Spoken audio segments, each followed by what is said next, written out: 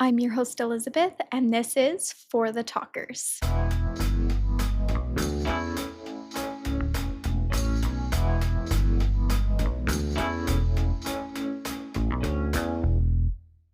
So I'm trying to record like a funny ad lib intro and it's not going well. So we are starting instead with that confession. Hello, talkers. I'm your host, Elizabeth. I am happy to be here. I had a reschedule last week and I said, well, then I'm not doing an episode because you know what? Life is lifing, work is working. It's crazy. And yeah, I'm just happy to be here. Today is the first of the month. Well, hold up. That was a very incorrect statement. Today is the first Thursday of the month, and I hope it's treating you well. March doesn't feel like a real month to me. I link it together with April and May, so I'm thinking spring. It's really still winter. The whole green, I don't know. I've never vibed with March, really. But it is Women's History Month. I just took a huge breath, so that probably sounded like a way different voice. But it is Women's History Month. And so I'll be honest, I don't know the most women's history, but I remember one year, the Bad Broadcast, when I first started listening to that podcast, did like an episode and talked about some cool women from history that I for sure hadn't heard of.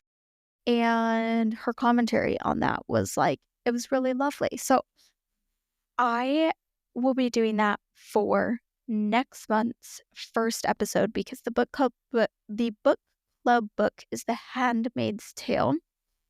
And I'm going to do kind of an episode together with that. So for this month, you're going to get the history of Elizabeth. Okay, we're going to go through some funny different eras, times of life, go over just the funny parts of those times of life. Definitely will have some guests, so I'm really excited. It's going to be a beautiful month. And when I was planning out my episodes, I planned out today's episode and I thought of the title.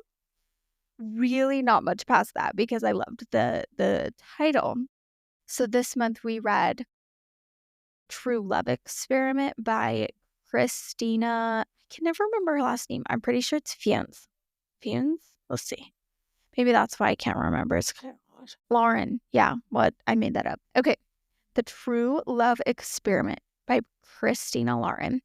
And this is a romance, a classic romance. And the kind of setting or the premise of the book is that this main character is going to go on a reality dating show, right?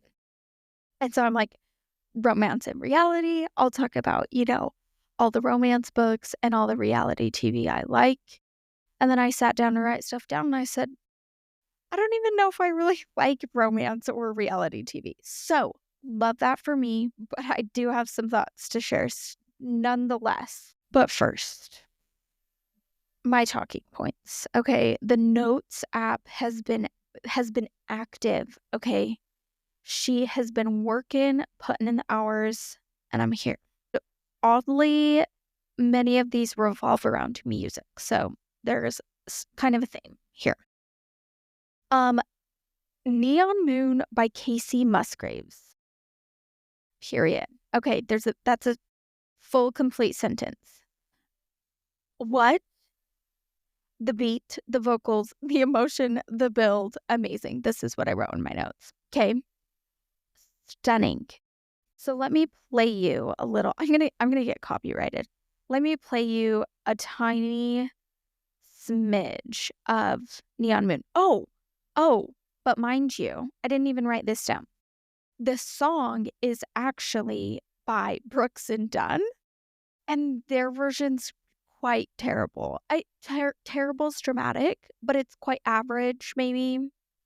Normal, basic, maybe. She changed this song. Like, you can't tell me that just gave you chills. What was that banjo twang? Like, okay, but it's also like soft and like sweet. I can't. I love it. Okay. Stunning. So this is actually a really prime example of when people say, "What music do you listen to?" I don't know. I don't know, and I'm not trying to be problematic. And also, I know it's basic, but like that could be whatever genre. It sounds good, and I won't know the name of the song. I won't know the artist. I'll just know that it sounded good. Okay. Also, Ladylike by Ingrid Andress. Stunning, beautiful.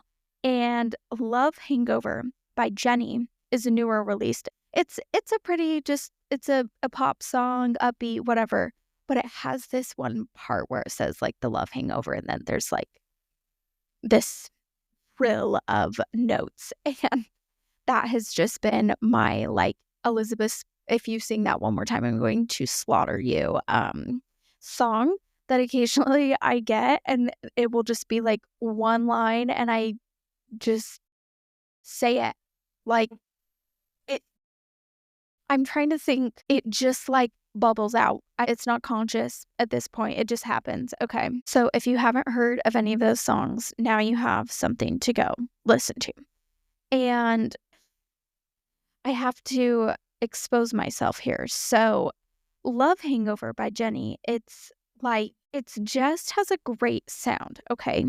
And I have this playlist on Spotify called Sounds. And there's like 5 songs in it, I don't know. And they are just songs that I just love the sound of. Like, they might not even be very good, or those songs that you like but you're like that just simply cannot be in my like songs, that cannot at random go into rotation. Like, here we go.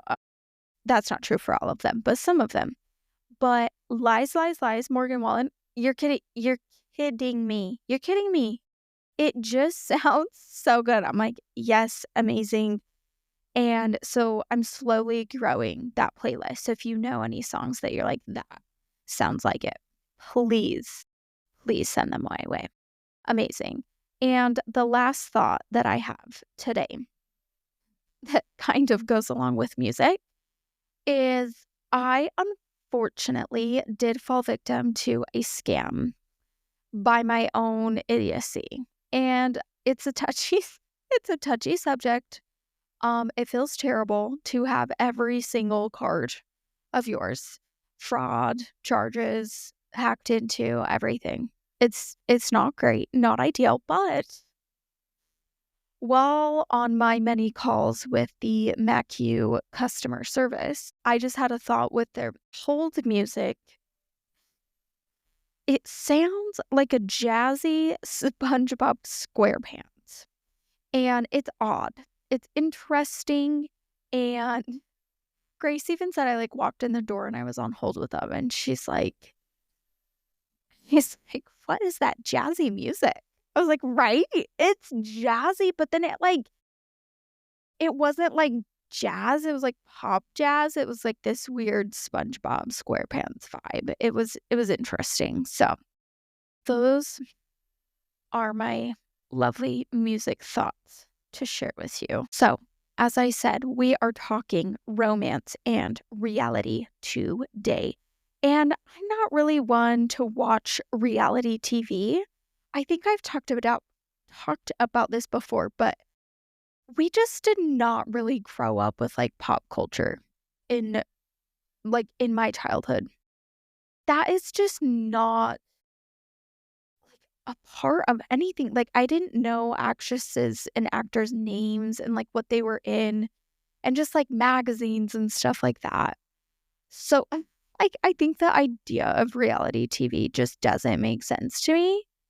And also just the idea of, like, keeping up with someone, I guess, if that makes sense. So, when I was thinking about the reality TV I watch, really, Love is Blind and Love on the Spectrum are like the two that I've really even seen a full or more season of. Because I've definitely seen some Bachelor, Bachelorette. I'm sure I've sat down and watched some Kardashian episodes, right? Like a few things here and there, definitely clips of reality TV, but like sit down and watch? No. I don't I don't know. It's a disease. Like trust me, I wish I could. I want to. I have the desire and like the intention to. I see something come out and I'm like, "Oh yeah, like that sounds good. I want to watch that." So I asked some of you guys what you listen, watch for reality TV. So we have Bachelor in Paradise, which I'm gagged. Okay, I'm gagged. I had no idea that they like had the different locations. When I found that out, that like that sent me. Okay, Bachelor in Paradise, noted. Oh, and now we have the Colton Bachelor, right? Where it's like an old dude. But, like, it's so weird because everyone just doesn't look old because apparently we don't do that anymore, and so it's, like, off-putting.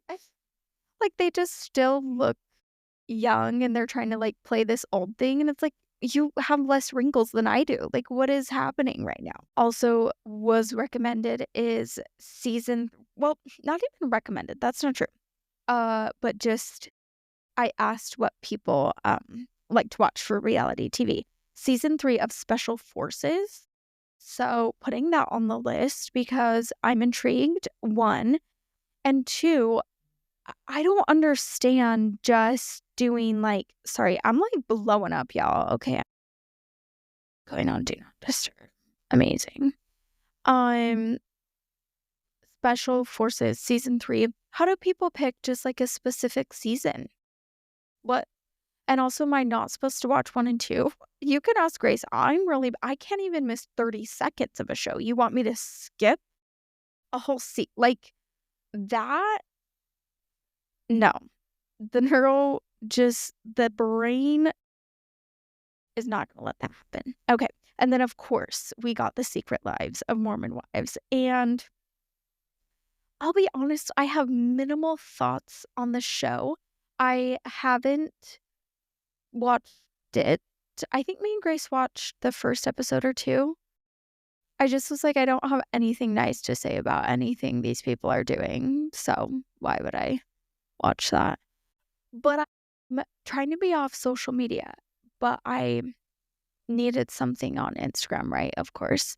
So I downloaded it, and I think Whitney came up on my home feed. And I was looking at some of them and I just like, they are so tiny. They are so tiny. There's one girl that has really long black hair and she is like eensy and it scares me. I'm like, why, what? It feels like promoting that to a large demographic. So, I haven't watched it, probably won't. But that's, like, really my only vibe, and then also Whitney being just a classic, just being crazy, and Taylor is, like, the leader. That's my synopsis. That's all I've got for that. So, clearly not the fave. So, really a slim opinion on reality TV.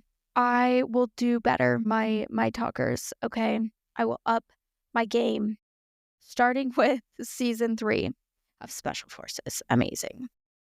So I was going through my Goodreads, right? Scrolling through, and I'm like, I'm just gonna put down like my top 3 or 5 romances. And I'm like scrolling. I am like scrolling. Okay.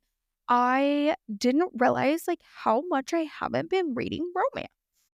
Like I'm not sure. I was trying to think because I would I would generally say it's in one of my favorite genres, but just not lately. Just not lately. I've been way into like more mystery, murder mystery, historical fiction, just kind of like that genre it's not historical fiction, but it's like a novel and it is written in a time long ago or has like flashbacks to like, so it's like giving history, but like I just simply cannot say the things we cannot say is historical fiction. Like, it has to have some historical purpose and meaning, right?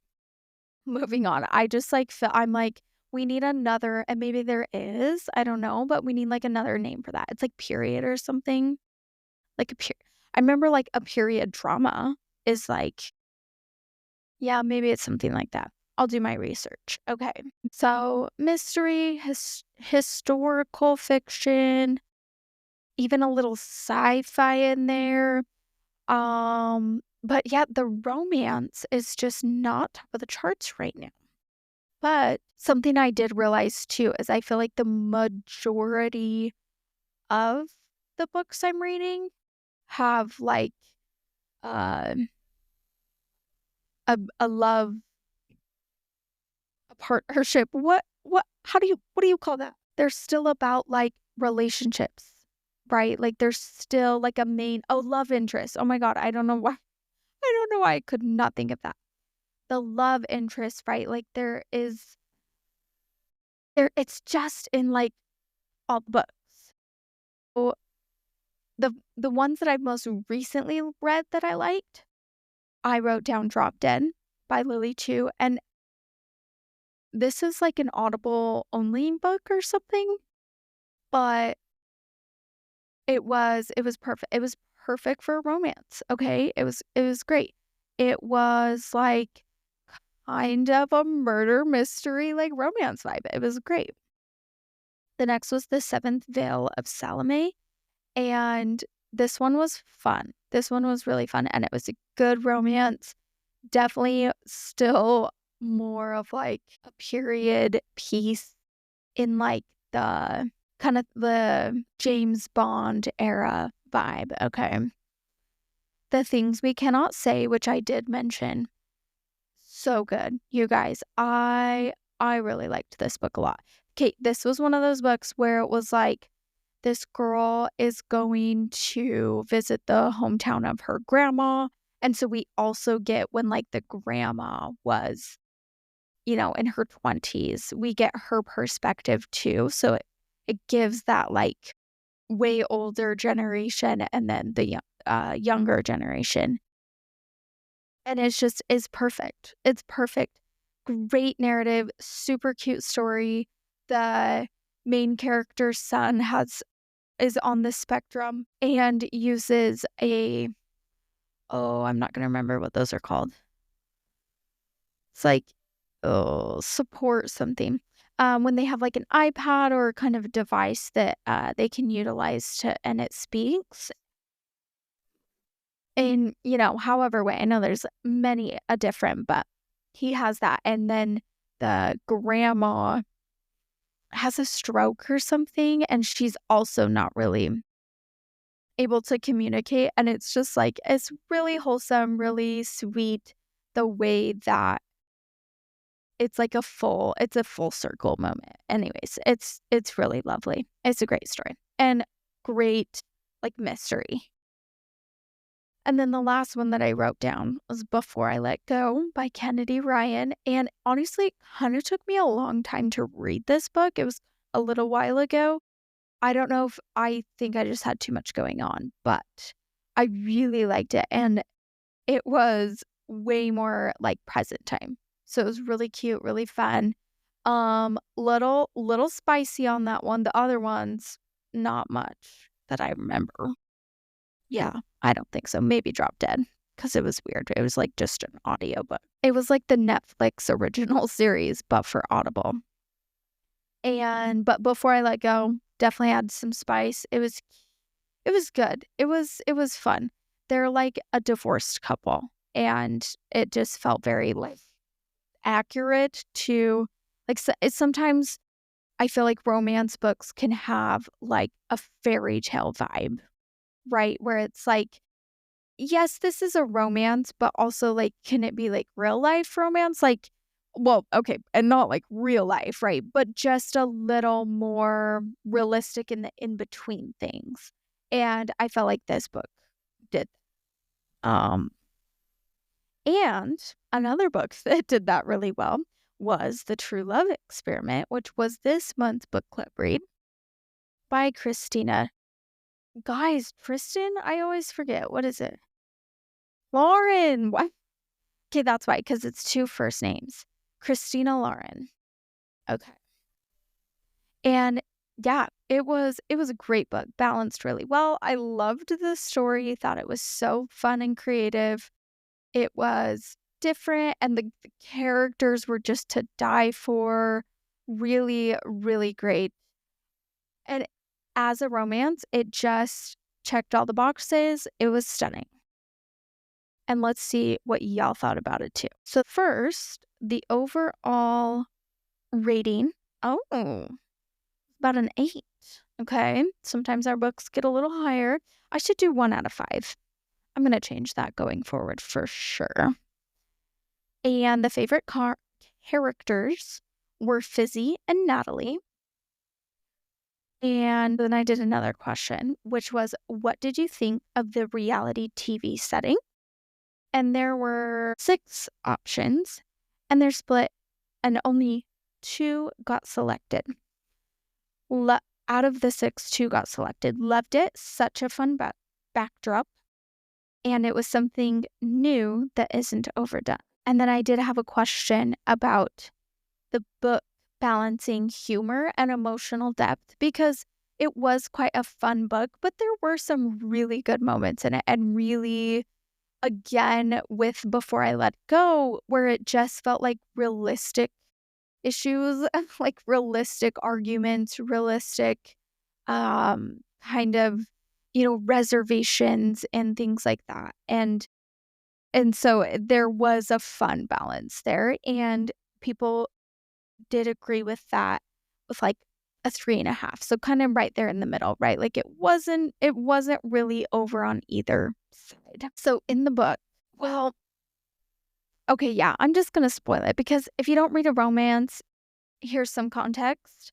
And if you do want to read it, then just, you can stop listening now if you don't want any spoilers. So this lady is an author. Of course, she writes romance novels, of course, right? And she gets like an interview essentially to be on a reality TV show. And not even just reality TV, the reality TV dating show. And she goes in there and whatever, says she's not interested, and then decides she is, and has these like crazy specific like demands. Demands is dramatic, but kind of. And one of them was she wanted to like pick who they would be getting for the men to be on the show. And she did. She like picked the kind of tropes that are in the books that she writes, right? And just kind of every romance in general, right? So you have the ex, they brought back one of her exes to be on the show, the vampire, the lumberman, the just like list goes on, right? And so the first question I asked was, which trope did you enjoy seeing the most in the book? And this person said, I liked how Fizzy and Connor danced around the secret dating trope. It always adds a level of tension and excitement. I also liked their friends to lovers aspect. And that is so true. And it was a fun kind of new twist on like the classic trope for the main couple. So that was really fun to see and kind of watch unfold. It was cute. The next question was, the romance industry is a major theme in the novel. Did the story make you think differently about how love is portrayed in media? And one response was, it definitely reminded me that it's all entertainment and not as real as we think it is. It's smart business though, because we live in a world where love and romance sells. And I just thought that was a great point. And I was talking about this the other day, and you just read to dive into a story, and not be in your house on your couch after a long day of work, right? And I think this person like illustrated that as well. Of just, the story was a cute reminder of just like, we like reading happy love stories. Boo hoo. Like in the book, they kind of just making fun of romance books. So it was just funny and it was like a fun reminder. Okay, so then I have two other comments to share from readers on the book. And one is quite long and it is absolutely phenomenal from first word to closing sentence. I didn't realize that Christina Lauren was the pen name for a writing duo. Okay, so I'm learning something right from the beginning. So that's fabulous and great to know because that makes so much more sense. I was like, I cannot remember this name. I think they do a good job of keeping the plot and characters real, as mentioned. I get pulled out of romance stories really quickly if the setting or plot twists are implausible, which so valid. When it's like, la la la, and then the romance, the romance is like not super realistic either. That's the whole part that's like allowed to not be super realistic. And then you have like crazy plot twists that don't make sense and holes and whatever. And it's kind of like, okay, interesting. That's a good way to phrase it. It just kind of pulls you out of the book. Christina Lauren do a good job of having weird scenarios pop up, but balancing it with realistic backstory and understandable character reactions that make the whole story fun but believable. I also learned that this book is a spin-off from one of their other books. I didn't know that until the last page when I started reading the acknowledgments. I think that just shows how well Fizzy's character was written, and I would agree with that. Absolutely. Like, just page after page, loved it. It didn't feel like a story about a side character. I will not be reading the other book, though, because I could not get on board with the whole DNA duo thing. I almost stopped reading after the first chapter when it explained the ridiculous concept of genetic match pairing. Fortunately, DNA duo did not have a big role in the book, which makes sense now in the context of this being a spinoff. If Christina Lauren ever writes a science thriller or sci-fi, I will not be partaking. So I just had to share that beautiful review. And absolutely. I there's another Gone Girl. Have you guys read Gone Girl? It's super popular. I see why. Stunning, beautiful book. I started with Pretty Girls by that author. Don't recommend. That woman, chilling. Okay, she has some chilling writing skills and chose to write some pretty graphic stuff. Moving on.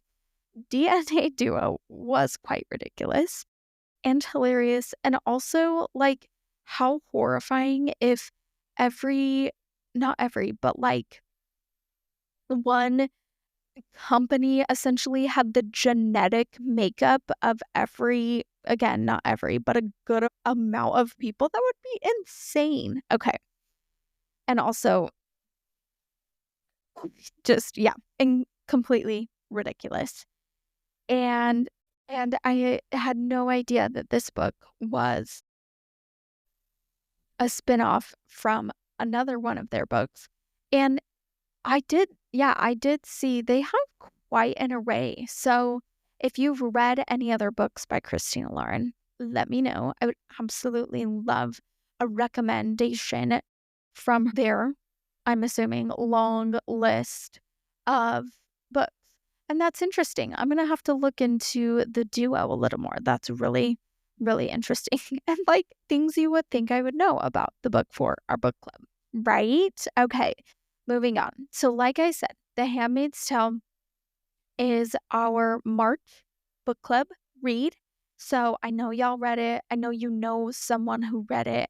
So go get a copy. I haven't yet. I'm doing that tomorrow. Well, will be okay.